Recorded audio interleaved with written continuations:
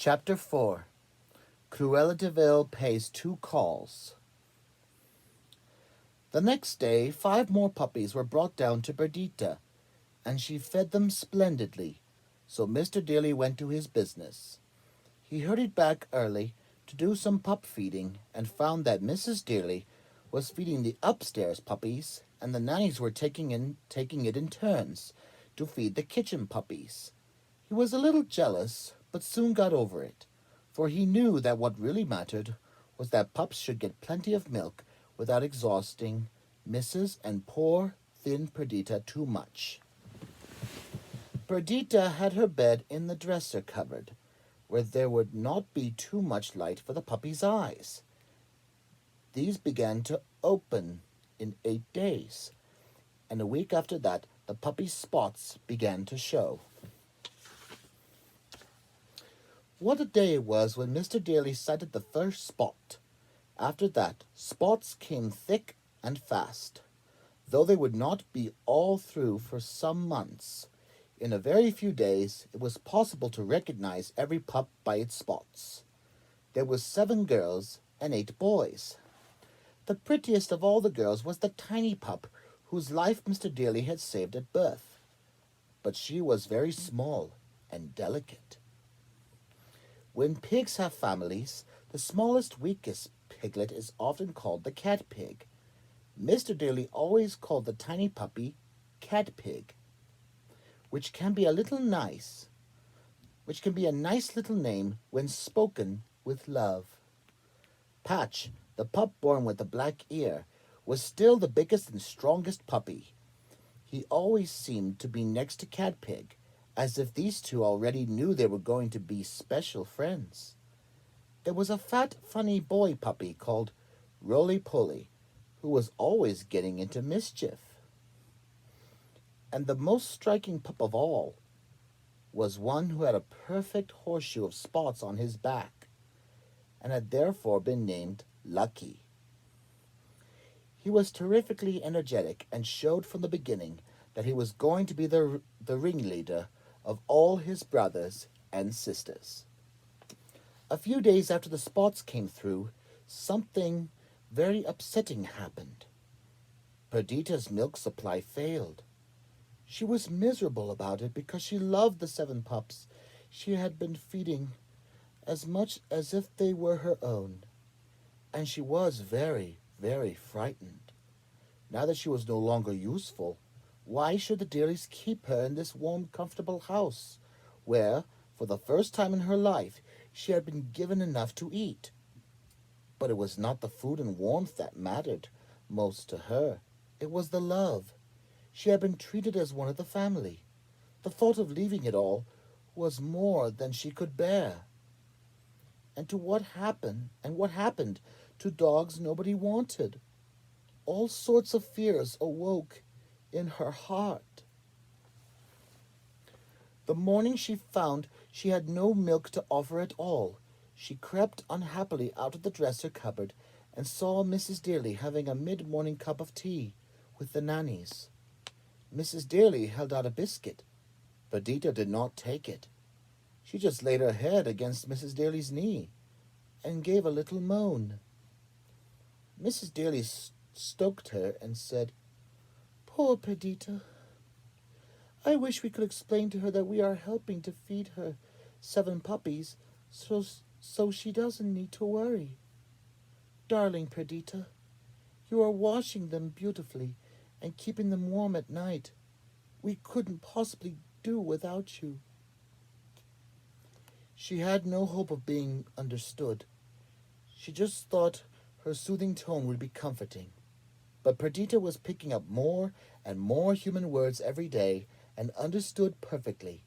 She was wild with relief.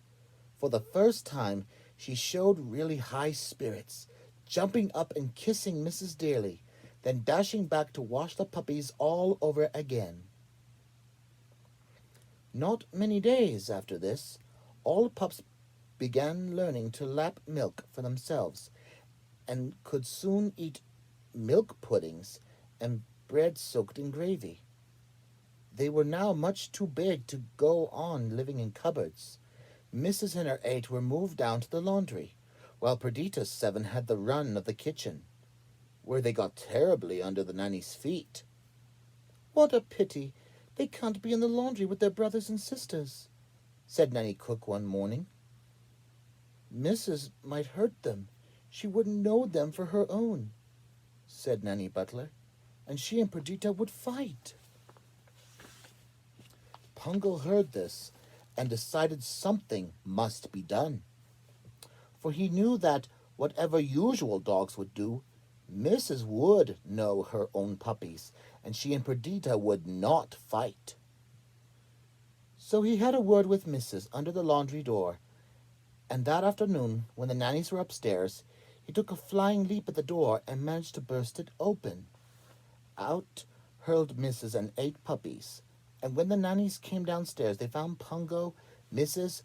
and Perdita all playing happily with 15 puppies, who were now so mixed up that it took the nannies all their time to decide which pups had been brought up by which mother.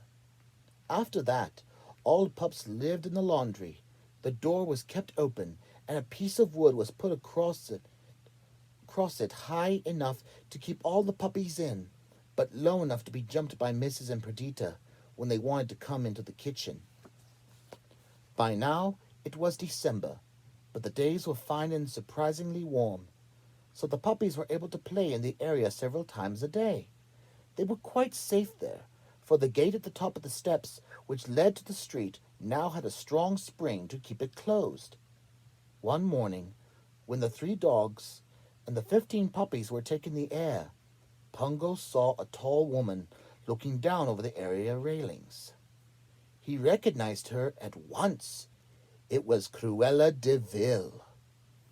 As usual, she was wearing her absolute simple white mink cloak, but she now had a brown mink coat under it. Her hat was made of fur, her boots were lined with fur, and she wore big fur gloves. "What will she wear when it's really cold?" thought Nanny Butler, coming out into the area. Cruella opened the gate and walked down the steps, saying how pretty the puppies were. Lucky, always the ringleader, came running towards her and nibbled at the fur round the tops of her boots. She picked him up and placed him against her cloak, as if he were something to be worn. "Such a pretty horseshoe," she said, looking at the spots on his back. "But they all have pretty markings. Are they old enough to leave their mother yet?" "Very nearly," said Nanny Butler, "but they won't have to. Mr. and Mrs. Dealey are going to keep them all." Sometimes the nannies wondered just how this was going to be managed. "How nice," said Cruella, and began going up the steps, still holding Lucky against her cloak. Pungo, Mrs. and Perdita all barked sharply, and Lucky reached up and nipped Cruella's ear. She gave a scream and dropped him. Nanny Butler was quick enough to catch him in her apron. "That woman," said Nanny Cook, who had just come out into the area. "She's enough to frighten the spots of a pup. What's the matter, Lucky?" For Lucky had dashed into the laundry and was gulping down water. Cruella's ear had tasted of pepper. Every day now, the puppies grew stronger and more independent. They now fed themselves entirely, eating shredded meat as well as soaked bread and milk puddings.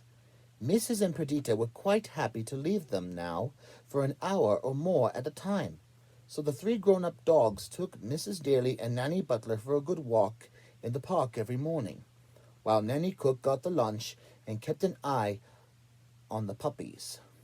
One morning, when she had just let them out into the area, the front door bell rang. It was Cruella de Vil, and when she heard Mrs. Dealey was out, she said she would come in and wait. She asked many questions about the Dealeys and the puppies, and went on talking so long that at last Nanny Cook said she really must go down and let the puppies in, as a cold wind was blowing. Cruella then said she would walk in the park and hoped to meet Mrs. Dealey. Perhaps Perhaps I can see her from here, she said, strolling to the window. Nanny Cook also went to the window, intending to point out the nearest way to the park.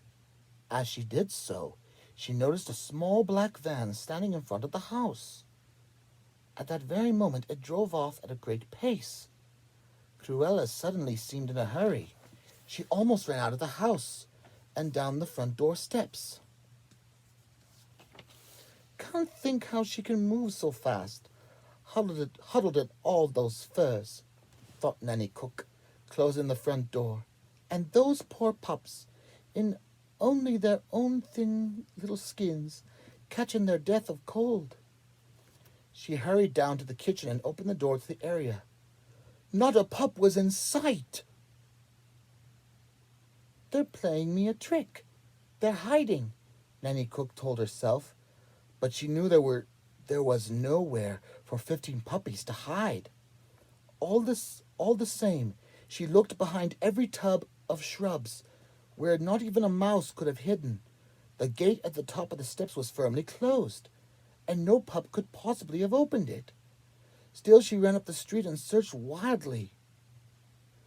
They've been stolen! I know they have, she moaned, bursting into tears. They must have been that black van I saw driving away. Cruella de Vil seemed to have changed her mind about going into the park. She was already halfway back to her own house, walking very fast indeed.